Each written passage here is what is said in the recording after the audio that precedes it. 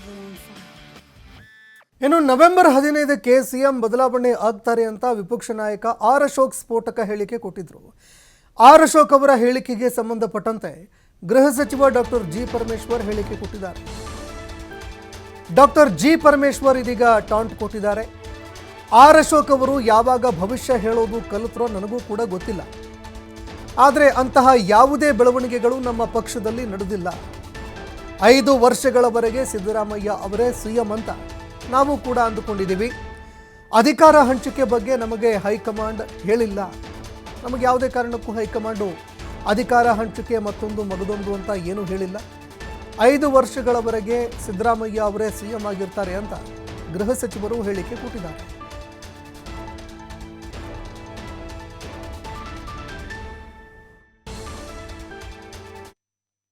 ನಾವೆಲ್ಲ ಅಂದ್ಕೊಂಡಿದ್ದೇವೆ.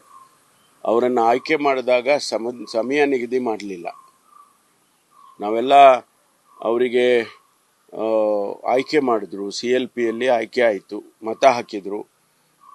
ಆ ಸಂದರ್ಭದಲ್ಲಿ ಅವರನ್ನು ಆಯ್ಕೆ ಮಾಡಿದ ಮೇಲೆ ಅವರನ್ನು CLP ನಾಯಕರು ಅಂತ ಘೋಷಣೆ ಮಾಡಿದರು. ಅದು ವಿತ್ ದಿ ಹೈಕಮಾಂಡ್ಸ್ ನಾಲೆಡ್ಜ್ ಅವರೇ ಮಾಡಿದ್ದು. ಆ ಸಂದರ್ಭದಲ್ಲಿ ಇವರು ಬರೀ 2.5 ವರ್ಷ ಇರ್ತಾರೆ, ಆಮೇಲೆ ಇನ್ನೇನೋ ಯೋಚನೆ ಮಾಡೋಣ ನಾವು ಮುಂದಕ್ಕೆ ಅಂತ ಏನು ಹೇಳಿಲ್ಲ.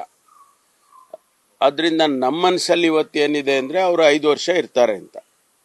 ಈ ಮಧ್ಯೆ ಹೈಕಮಾಂಡ್ನವ್ರು ಏನು ತೀರ್ಮಾನ ಮಾಡ್ತಾರೆ ಗೊತ್ತಿಲ್ಲ. ಅವ್ರು ಯಾವಾಗ ಜ್ಯೋತಿಷ್ಯ ಕಲ್ತ್ಕೊಂಡಿದ್ರೋ ಗೊತ್ತಿಲ್ಲ ನನಗೆ. ಆದರೆ ಅಂಥ ಯಾವುದೇ ಬೆಳವಣಿಗೆ ಇಲ್ಲ. ಮುಖ್ಯಮಂತ್ರಿಗಳು 5 ವರ್ಷ ಕೂಡ ಅವರೇ ಇರ್ತಾರೆ ಅಂಥೇಳಿ ನಾವೆಲ್ಲ ಅಂದ್ಕೊಂಡಿದ್ದೇವೆ. ಅವರನ್ನು ಆಯ್ಕೆ ಮಾಡಿದಾಗ ಸಮಯ ನಿಗದಿ ಮಾಡಲಿಲ್ಲ. ನಾವೆಲ್ಲ ಅವರಿಗೆ ಆಯ್ಕೆ ಮಾಡಿದ್ರು, CLPಯಲ್ಲಿ ಆಯ್ಕೆ ಆಯಿತು, ಮತ ಹಾಕಿದ್ರು.